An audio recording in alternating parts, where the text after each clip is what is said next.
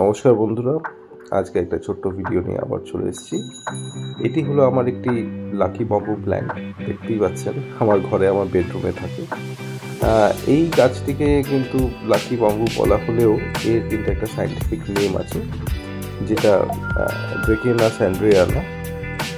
এই নামেই আর কি সায়েন্টিফিক নেম এটা, কিন্তু এইটাকে আমরা সবাই কমনলি লাকি বাম্বু প্ল্যান্ট বলে থাকি।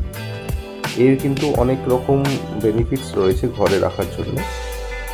রুটসগুলো দেখতে পাচ্ছেন কি সুন্দরভাবে বেড়ে উঠেছে। তো এরকম জলের মধ্যে এটাকে ডুবিয়ে রাখতে হয়, অনেকে আবার এর মধ্যে কুচো পাথর দিয়ে রাখে, অনেকে একরকমভাবে সুন্দর করে সাজিয়ে রাখে এক এক রকমভাবে। এখানে জলটা দেখতে পাচ্ছেন যে একটু হেজি হয়ে গেছে। আমি আজকে এই গাছটার ওয়াটার চেঞ্জ করব এবং দেখাবো কিভাবে এই গাছটাকে খুবই কম এফর্টস দিয়ে এটাকে পরিচর্যা করা যায়। তো আমি চলে এসেছি, এই গাছটাকে সুন্দর করে এই জলটা দিয়ে আমি ধুয়ে নিচ্ছি ভালো করে। এটা সপ্তাহে একবার করে করলেই হবে, আমিও সপ্তাহে একবার করেই করি। এই যে জলটা আমি ব্যবহার করছি এটা কিন্তু একটা পিওর আরও ওয়াটার। আমি আরও পিউরিফায়ার থেকে এই জলটা নিয়েছি, যেটা নিয়ে আমি গাছটাকে ধুচ্ছি। তারপরে আমি এই যে পটটাকেও ভালো করে ধুয়ে নিচ্ছি এবং নতুন জল আমি অ্যাড করে দেবো ভালো করে ধুয়ে।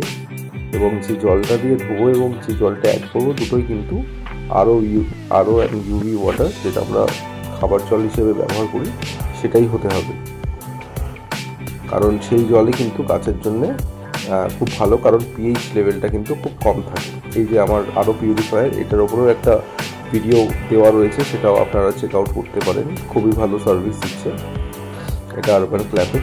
যাই হোক, আমি ফিরে আসি আজকের টপিকটায়, আমাদের লাকি বাম্বু প্ল্যান্টে। সো এই লাকি বাম্বু প্ল্যান্টের কিন্তু বেশ কিছু বেনিফিটস রয়েছে।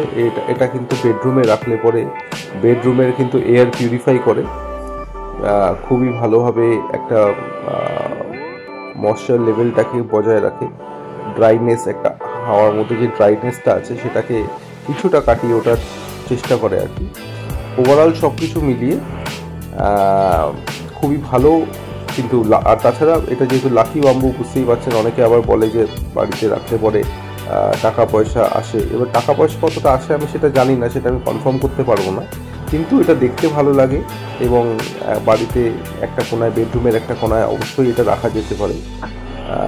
খুবই ভালোভাবে এটা রাখা যায় এবং ওই যে বললাম এয়ার পিউরিফাই করে এবং একটা খুব সুন্দর একটা দৃশ্য, আপনার একটা খুব ভালো একটা সিন তৈরি করে বেডরুমের মধ্যে, খুব দৃশ্যমান হয়ে দাঁড়ায়।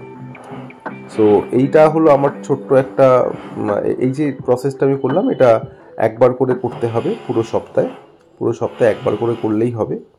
এবং আমি এটা আমার কোনায় রেখে দিচ্ছি। এবারের মতন পরিচর্যাটা করা হয়ে গেল, আবার সামনের সপ্তাহে আমি একই রকমভাবে গাছটার পরিচর্যা করব। আপনারাও এরকম একটা লাকি বাম্বু প্ল্যান্ট কিনে আপনাদের বেডরুমে রাখতে পারেন এবং খুব সুন্দরভাবে আপনাদের বেডরুমটাকে সাজিয়ে তুলতে পারেন।